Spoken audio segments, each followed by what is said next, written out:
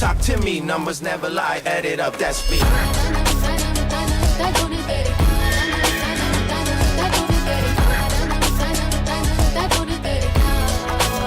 I said 23.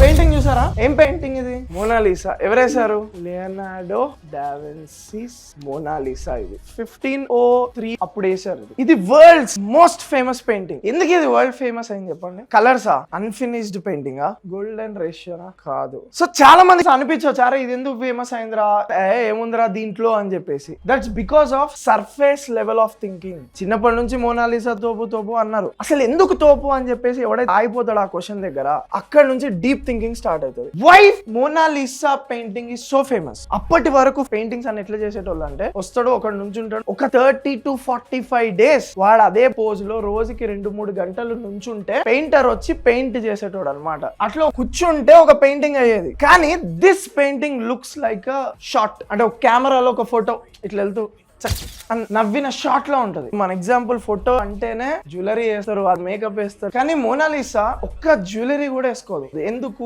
Leonardo da Vinci wants her face to see it's in a triangle composition. ఆ composition లో మనం చూడగానే తన ఫేస్ అట్రాక్ట్ అవ్వాలి. ఎందుకు ఫేస్ అట్రాక్ట్ అవ్వాలి అంటే ద స్మైల్. లియోనార్డో డావిన్సీ చనిపోయిన వాళ్ళ డెడ్ బాడీలు తెప్పించుకొని చర్మాన్ని మొత్తం ఒలిచేసి ఈ ఫేస్ దగ్గర ఎన్ని మజిల్స్ ఉంటాయి, ఒక చిన్న స్మర్గ్ ఇస్తే ఆ ఎఫెక్ట్ ఎలా ఉంటది, అట్లా హ్యూమన్ ఎనాటమీ మొత్తం స్టడీ చేసి ఆ స్మైల్ గురించి తెలుసుకొని మోనాలిసా పెయింటింగ్ లో చిన్న స్మైల్ ని యాడ్ చేయగలిగిండు. ఈ పర్టికులర్ టైమ్ లో ఈ పెయింటింగ్ అనేది బ్లర్ అయిపోయారు మైండ్ లో. ఎందుకంటే అప్పటి వరకు ఏ పెయింటర్ డ్రా చేయాల ఆ స్మైల్ ని, కానీ లియోనార్డో డావిన్సీ డ్రా చేసిండు. ఓకే, నెక్స్ట్ వచ్చేసి బ్యాక్గ్రౌండ్. సో ఇదంతా ఒక ఏరియల్ వ్యూ అన్నమాట. ఈ ఏరియల్ వ్యూ అనే థింగ్ ని ఆ పెయింటింగ్ లో ఇంట్రడ్యూస్ చేసింది లియోనార్డో డావిన్సీ. బ్యాక్గ్రౌండ్ బ్లర్ చేసి ఇది ఒక ఫోటోగ్రఫీ ఎఫెక్ట్ లాగా తీసుకొచ్చింది కూడా లియోనార్డో డావిన్సీ. ఇక్కడ ఈ డీటెయిలింగ్ చూసారా? Hands are very relax. అది లియోనార్డో డావిన్సీ ఈ పర్టికులర్ ఫ్రేమ్ ని తన మైండ్ లో ఒక ఫోటో తీసుకున్నాడు. ఆ ఫోల్డింగ్స్ గానీ, ఈ హెయిర్ కి ఈ వెనకాల ఉన్న బ్యాక్గ్రౌండ్ ఎగ్జాక్ట్ కట్ అవ్వదు. ఇట్స్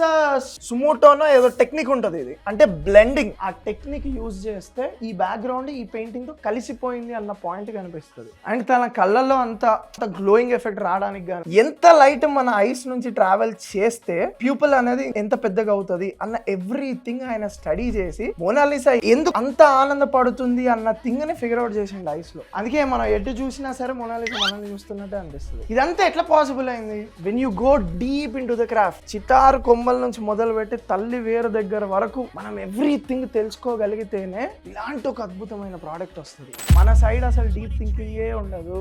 ఏమంటారు మన వాళ్ళు? I love you two. Matter close.